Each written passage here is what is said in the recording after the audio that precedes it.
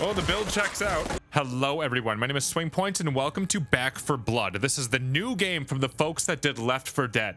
It's basically a Left 4 Dead 3, and it's currently in closed alpha. And today, what I want to show you for this game is how to make a really awesome melee build, while also showing you some of the basics as to how deck building works in this game, so that you can get started in your closed alpha experience and have a good time, and maybe keep some things with you for when the game finally releases in June. Because something that this game has going on that Left 4 Dead never had was a deck system. And the deck system allows you to customize your characters in this game. You have up to 8 playable characters in this game, but in the alpha you only have 4. Each one of them has their own unique attributes, but on top of that, there's this deck system. And the deck system is a huge part of this game. You cannot talk about Back 4 Blood without talking about the deck system. So if I move myself out of the way here, you see that you have the default deck, which is what most people will be playing with. I have a custom deck here, which is going to be our melee deck, and then you can create a new deck. So what is the deck system all about? Well, how does it work? What are some things you need to know to make it so you can get more out of your game?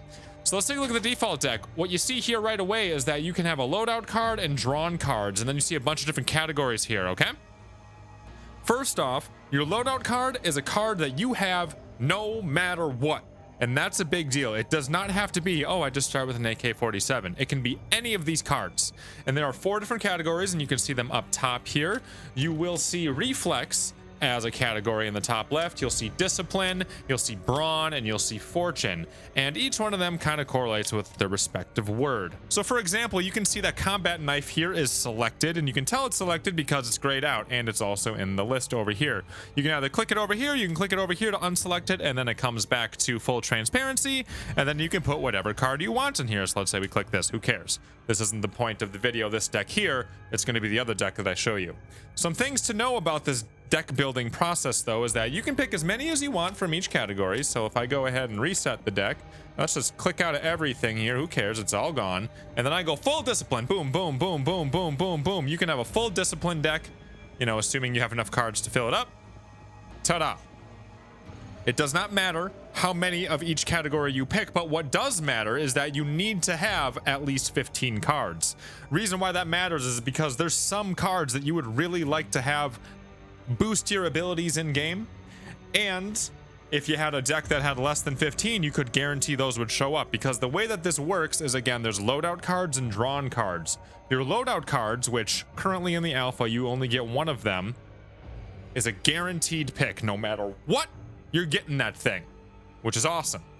But then you also have the drawn cards, and those show up randomly. You don't know which ones you're going to draw. At the beginning of the game, you can draw a bunch of cards. You draw like 3, I think.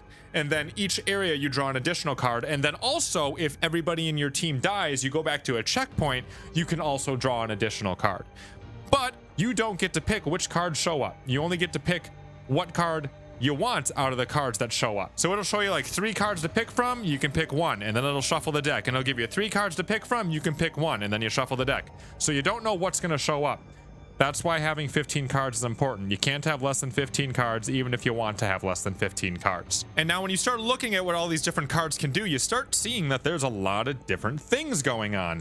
There can be a thing that allows you to apply this card to you and your teammates. There can be things that affect what you're like when you're crouching. There can be things that affect what you're like when you heal people.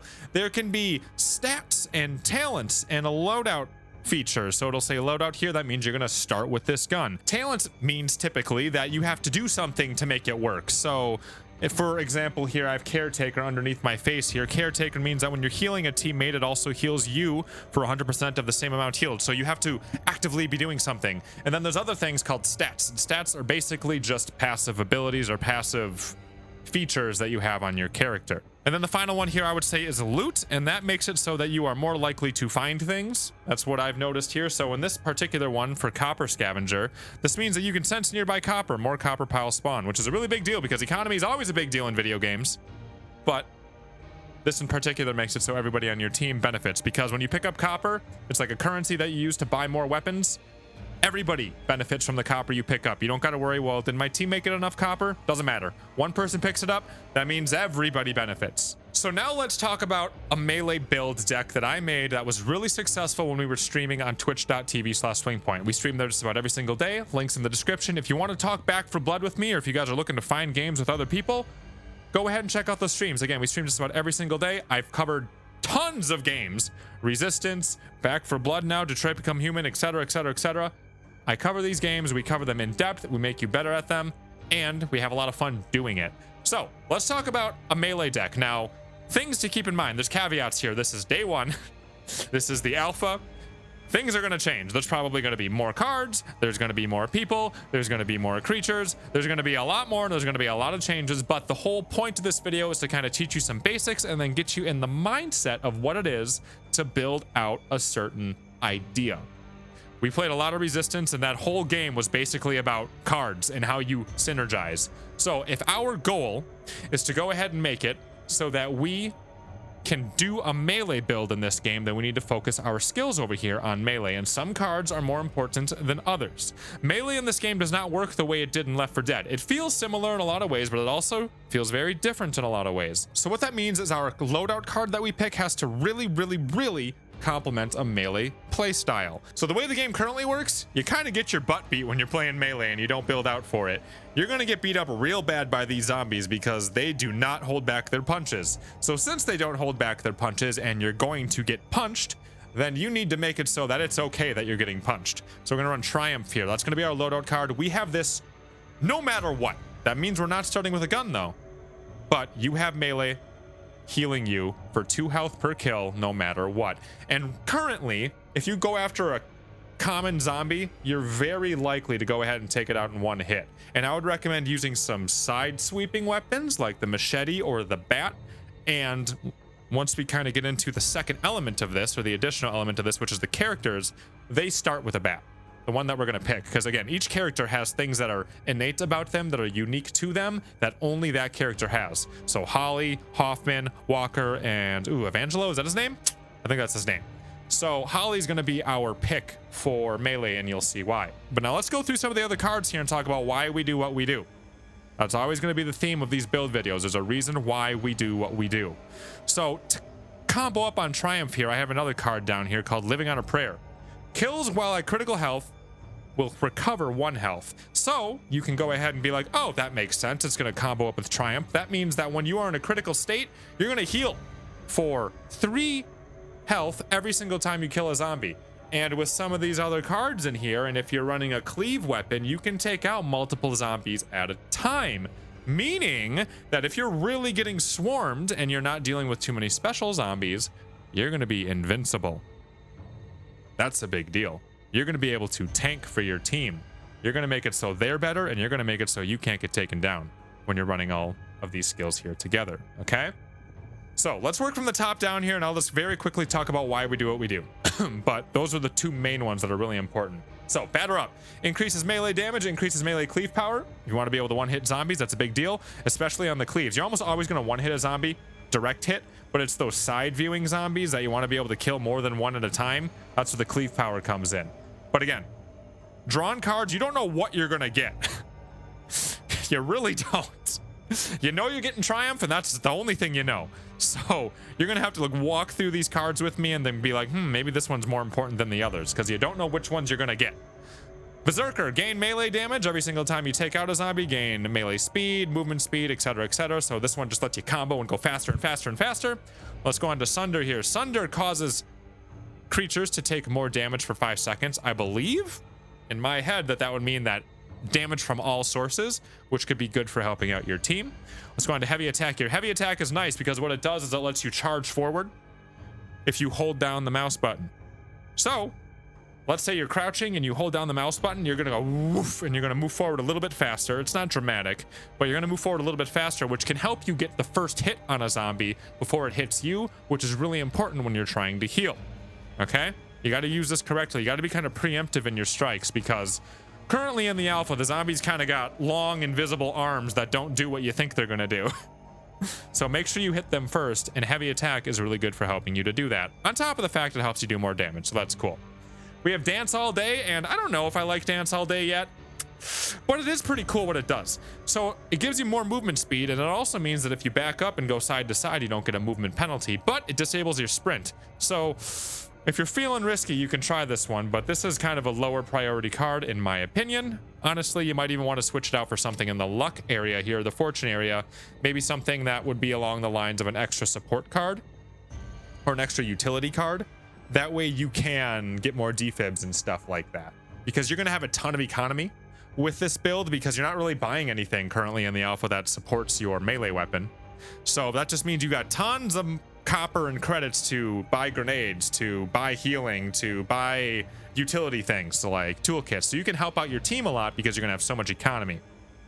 So maybe get rid of Dance All Day, but I recommend you try it out at least once just so you can see how it feels. Okay, now on to the next card here. This one's really important. It's called Methhead.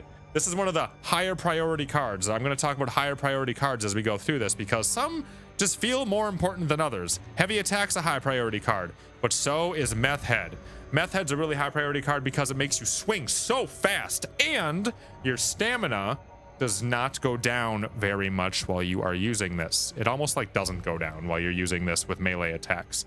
But what it also does is it causes your trauma resistance to go down. And if you don't know what trauma is, my guess, based on what I've played so far, is trauma is this thing that accumulates over time. So as you take damage, your health goes down. So let's say you have 200 health, and then you get hit, and then you're down to 180 health. Okay? So if you do not heal up in time or you continuously take hits, your new max health is going to drop from 200 to, let's say, all the way down to 180 if you don't do anything about it for a while. Trauma is like a constantly regressing new max health. It'll go all the way down to 50. You can reach a point where your max health in this game is only 50 due to trauma. So you got to keep track of your trauma. Everybody's got their trauma. And trauma in this game, from what I can understand, is a regressing max health. You can only go so high on your health. Now, there are things in the game like first aid kits or like first aid things on the wall. You'll see them when you see them. Usually they're locked behind toolbox areas or toolkit areas. Those can repair your trauma, and also reaching a new safe area can repair your trauma. But Methhead does cause a little bit more trauma, as you can imagine. But again, high priority card for this build. Hunker Down. I would also say Hunker Down is a high priority card. Reason being is while you are crouching, you gain 20% damage resistance and you gain some accuracy. We don't really care about the accuracy, but we care a lot about the damage resistance, because think of it this way. You can take 100% damage, but you're only ever going to have 100% damage to take. So if you have Hunker Down comboed up with, I don't know, Down in Front, where you can also gain damage resistance while you're crouching, then suddenly you're taking a third less damage. And when you are also healing with Triumph and Living on a Prayer, you can start to see, oh, and you have Methhead to make it so you can swing so fast and just keep taking out creatures. It starts to make sense how you can become invincible because you can keep up with everything that's coming your way. Right? So let's keep moving here. Copper Scavenger, this helps you sense copper. It helps out with that economy side of things. I told you how this is kind of a not only a melee build, but it's an economy build because you don't have to spend a lot, but then you can also help your team earn a lot, and you can buy things for them. And then to further complement the economy and making the rest of your team better is Weapon Scavenger. This helps you see nearby weapons, and it helps more weapons spawn. There's some really good weapons in this game, like the 870 shotgun, or I don't know, some weapons that have some really nice attachments on them that will spawn in the game due to the game director. You can go ahead and help out your team and get more weapons to choose from just by you existing, which is super cool. Trophy Hunter also adds to the economy part of this build, where it makes it so everybody earns more copper anytime they go ahead and kill a mutation. When I see the word mutation, I think of like a special zombie. That's my take. Mean Drunk. This makes it so you do more melee damage and more melee cleave power. This one's pretty big deal because it causes you to have that cleave damage, which means you can take out multiple zombies at a time, because you're going to be at your best when you're taking out more zombies at a time. Down in Front, like we talked about earlier, while you're crouching, you get damage resistance and then also friendly fire resistance in case you play at a higher difficulty level that has friendly fire. And then for a final card here, I'm actually going to flip out the stamina one, and actually, I think this one could be good. Gunslinger. Every time you stow your weapon, you reload. Well, since you're going to be pulling out a melee weapon a lot, it might be nice to reload, especially if you get yourself a shotgun, right? If you manage to find an 870 shotgun, and then you're also running melee, you can poo, and then go through 8 shots on the shotgun, which would clear out room for you. Take out your melee weapon, do the melee thing, because that's what you're made to do, and then your weapon's reloaded. Gunslinger could be cool. Lower priority card, but it is a cool card. Okay? So, I know this might be a lot, but I'm trying to help you guys figure out how to think about how to complement things, because right now what we have going on here is we have melee and we have economy. This is going to make you invincible, and it's going to make your team stronger because they're going to have more economy. It's going to make it so you take a lot of the heat off of them. It's going to make it so they can focus on protecting you. A lot of good things are happening with a deck like this. Now, this is an alpha build. This is all going to change. This is just to kind of get you in the mindset for when the full game comes out. And we will do a lot of this type of thing when the full game comes out, because I love this kind of crap. So let's go into why all of this is even more cool when we get into the game. Okay? So let's show off what I'm talking about here. We have 4 characters to pick from. There'll be 8 in the full game, but I'm going to pick Holly here. Sure. Who wouldn't be in for a day of near-death experiences and endless terror? Not just because of her sense of humor, but because of a few things that we saw on the right-hand side of the screen. So we take a peek here. Holly is good at melee. She gains a burst of stamina on a kill, which is going to help it so that she can keep going when she's running Methhead. She has athlete ×2, which increases the max stamina and all future stamina gains by 10%, and her melee damage is increased by 25%. So she's made for it. If you take a look at the other folks, they're not made for it in the same way, but they all have innate things about them. So when you're thinking about builds for this game, think about what the character is that you're going to use it on is capable of. Holly's the best for it. She also has that bat, which has that wide swing, which is awesome. Sure. Who wouldn't be in for a day of near-death experiences and endless terror? So let's pick the custom deck here, and I'm going to go ahead and show you what I'm talking about when we're picking cards here. Now, corruption cards, this is the game director thing. This is a really big part of the game. These cards, also, you see the loadout card here. That means we're guaranteed to have it. Those corruption cards mean that these are going to be floating about attacking you in the game. So we have Shambling Ridden Swarm. We have Bruisers, I also called Tall Boys. We have the Wretches, and we have the Hawkers. Watch out for Hawkers. They will destroy you and end your game. Now, we have a couple of active cards here that actually came from other teammates, I believe. So there are some cards in the game that will apply to your whole team. I don't think these stack, so keep that in mind. But they'll apply to you since somebody else picked them. Now, we have a couple to pick here. We can do Methhead, we can do Trophy Hunter, and we can do Gunslinger. In my opinion, Methhead is the most important card to pick because it's going to allow us to really start swinging fast. And it's going to make our stamina more efficient. Comp it up with the fact that Holly's already good with stamina using a melee weapon. We're going to pick Methhead. And what you'll see on the right-hand side of the screen, it says draws 3. We pick this, now it says draws 2. We're going to be able to do this 2 more times. So now we got to pick some here. So we can do damage while crouching, we can sense nearby weapons, and we can do mean drunk. This is going to turn down our accuracy, but now this one here makes it so we take less damage. Either way, I'm going to take... This is kind of tough because the 10% damage resistance is a really big deal, but I'm going to take mean drunk for now. And then we have our final skill here that we can pick. So this will cause targets to take more damage. This will make it so we do more melee damage. We're already doing a ton of melee damage as it is. So what I'm going to do here is I'm going to make it so that potentially our team benefits more, because melee hits cause the target to take 20% increased damage for 5 seconds. This is going to make our team better. Understand what I'm doing there? But now we had 15 cards in our deck, but we only were able to pick a few of them there, and that's just going to be the way the game is. You can also see copper on the left-hand side of the screen. I'm actually covering it up, so allow me to move myself out of the way here so you can see the copper. So copper is our currency that we're going to have, and that's going to mean how much we're able to buy out of this bad boy over here. And there's not a whole lot to buy when it comes to melee stuff, so you're just going to be able to buy stuff for your team. And then let me give you a few ideas as to how this works. I have 189 health right now. You'll also see I swing very quickly because I have Methhead on. But now I can pretty much run around and go, woo! Do we have a plan? And just take things out. Make sure you're preemptive on your strikes before they can strike you. And you'll see that I keep healing. I heal 2 per creature that I kill. Even when I take hits, I can keep it up. Now, what you will start to see is I had 189 max health. My trauma caused it to go down to 188, and that will continuously go down as the game progresses here. So your max health is going to go down. See how I'm not going back to 189 no matter what? Now I got hit again. Now I can go ahead and be preemptive here, get some hits in. And ta-da, you can just keep doing that. and you can clear real fast. Now, some things to know about how this is going to work as the game goes on, because I'm not going to sit here and spend an hour and a half playing this, because this game is very long when you go through the whole thing. Ways to play this. Once you start getting things that make your damage go down when you are crouching, start crouching and then swinging. You don't lose any power. If you are able to charge and hold up your heavy attack, make sure you charge every once in a while. It allows you to get preemptive strikes. Oh, I got hawked. Another thing is, you see what he did? When you get hawked, you can go ahead and free your teammates by smacking them. You gotta save your teammates when they get hawked, man.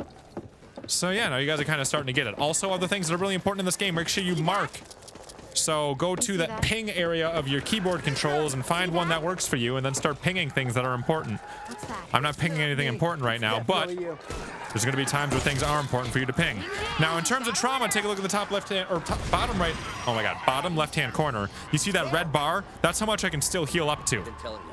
That red bar will completely decrease as your trauma takes more of a toll on you. Other things you can know is if you press tab, you can see your inventory here. I have so much rifle ammo, but I'm not shooting anything, so I can drop it by tapping it, by clicking it. So my teammates can take this. I can drop pretty much anything I have here.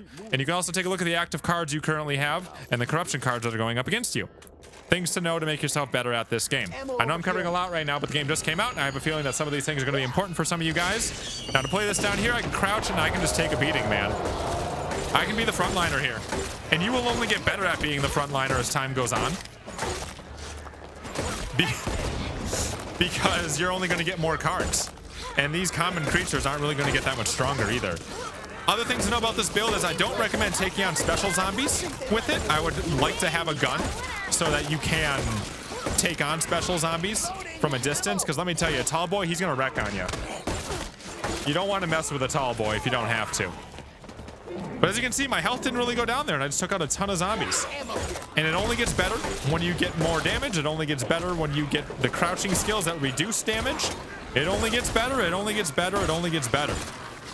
And then since you're gonna have so much economy, you can buy things like pain meds or healing items to make it so that you can juice yourself up before a swarm comes. Again, you can buy defibs and stuff like that. Oh, hey, there was a thing over there that's causing a lot of trouble. No big deal, because you can just eat it, man. Seriously, you're gonna be so good at this. And you just keep healing.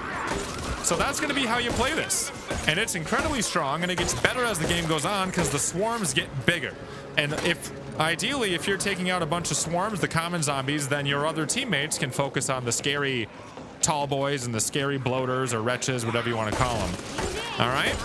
And you can see, like, my health hasn't really gone down. My trauma is causing it, my max health to go down, but I'm not really losing a ton of health. I'm basically in maintenance.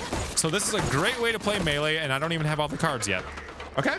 So, hope you learned something here. Now, Holly's actually really good at just running through everything here, too. The big thing you got to be worried about is the hawker. I'm kind of just, like, bailing on my team because team doesn't necessarily know how to play the game yet. It just came out today. But if you want to, you can pretty much charge all the way through, get to the safe room, and then that's it. That is a way to play this game, is just charge it. Here we go. I could end it right here. You're not going to get any creatures to spawn behind you, so you can be like right here and just be like boop, boop, boop. As things come in. It'll also take some heat off of your team too. You do want to be careful around doors because she'll try hitting the door instead of hitting the zombie, and that can really backfire on you. So we just completed an area, and now let me show you a couple of things that happen because the area is completed. It's going to allow you to draw more cards. You're going to get one draw per new area. Also, if you die, you're going to be able to get another card draw that will add on to the cards you already drew. So we get more cards to deal with on the corruption side of things, but then we also get one draw, which you'll see on the right-hand side. So I can pick any of these that I want. So I could go down in front, I could go hunker down, or I could go trophy hunter. Hunker down is the one I would pick because it gains damage resistance of 20% as opposed to this one's only 10. And it's just going to mean more than trophy hunter is going to mean IMO. So pick that.